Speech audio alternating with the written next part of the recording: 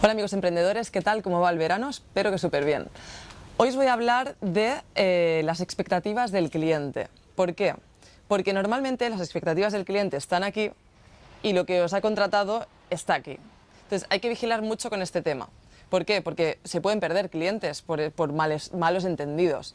Y ahora seguro que estáis pensando, no, pero es que yo cuando voy a una reunión, antes de empezar con el cliente, yo ya le digo cuál va a ser el servicio que van a contratar, que hasta dónde llega ese servicio, y me parece genial, pero estoy segura que luego el cliente ya ni se acuerda, porque los clientes son así. Tú les dices algo en una reunión, parecen entenderlo, pero en realidad están pensando en cualquier otra cosa, y más si vendéis un servicio que es complejo, que no es fácil. Entonces, os voy a explicar dos casos en el cual nosotros en la empresa nos suele pasar. Uno es el efecto sandbox en Google. Tú cuando empiezas a posicionar en Google, cuando alguien nos contrata SEO, posicionamiento orgánico en buscadores o en Google, y tiene una página web nueva, pues sucede lo que se llama el efecto sandbox, que es que Google durante los 3 primeros meses no deja que posiciones y tú haces unos esfuerzos brutales como agencia, porque es cierto, trabajamos muchísimo, para que cuando pasen esos 3 meses el cliente empiece a posicionar. Entonces, esto hay que avisarle al cliente, que no espere nada durante los 3 primeros meses porque no va a suceder, pero no es porque seamos malos, es porque no se puede, porque es así, es que no se puede hacer nada más. Entonces, tú vas a la reunión, se lo explicas y cuando pasa un mes, el primer mes que te ha contratado el servicio, recibe el informe final, a final de mes, y te llama corriendo. Oye, que esto no puede ser, que no estamos posicionando, que os he pagado este mes y no estás posicionando. Y entonces le dices, ya, pero es que ya te dije que los 3 primeros meses no sucede nada, pero parece ser que no se acuerdan. También nos pasa con los cambios de las páginas web, o de un logotipo, o de cualquier tema de diseño, que los cambios pueden ser ad eternum, o sea, pueden ser infinitos si no les pones una medida, ¿no? Si no le dices, llega, con este servicio que contratas llega hasta aquí. De hecho, si quieres un servicio más premium, pues también te lo podemos hacer, pero tiene otro precio. Y esto tiene que quedar todo, te aconsejo, de eso viene el vídeo de hoy, de hablar de las expectativas del cliente, que suelen ser muy diferentes a lo que realmente le podemos ofrecer por lo que está pagando. Sería necesario, o te aconsejo, que hagas un contrato, que hagas un contrato en el cual estén todas las pautas de lo que va a entrar y lo que no va a entrar.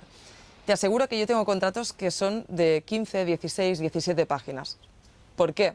Y contratos de no cosas muy complejas, de un servicio en concreto. ¿Pero por qué? Porque yo quiero asegurarme de que no me puede pasar nada y que el cliente tiene que entender todas las cláusulas de lo que entra y lo que no entra en el servicio que está contratando. Porque si no, el cliente siempre se va a imaginar humo o se va a imaginar lo que él quiere conseguir en un periodo muy corto de tiempo. Y esto a veces no puede ser, porque es así. Entonces os aconsejo que para contrarrestar este sesgo que hay entre las expectativas del cliente y lo que le podéis ofrecer por lo que está pagando, que lo dejéis todo en un contrato bien ordenado, todo bien estipulado y bien firmadito también, que luego los clientes, los contratos parece también que igual que las palabras en una reunión, también los contratos se los lleva el viento. Así que todo bien puestecito en un contrato y veréis cómo os ahorráis bastantes problemas. De hecho, incluso frente a un impago, si tenéis un contrato firmado, podéis actuar y podéis hacer algo. Si no hay un contrato, no podéis hacer nada. Así que os recomiendo el contrato.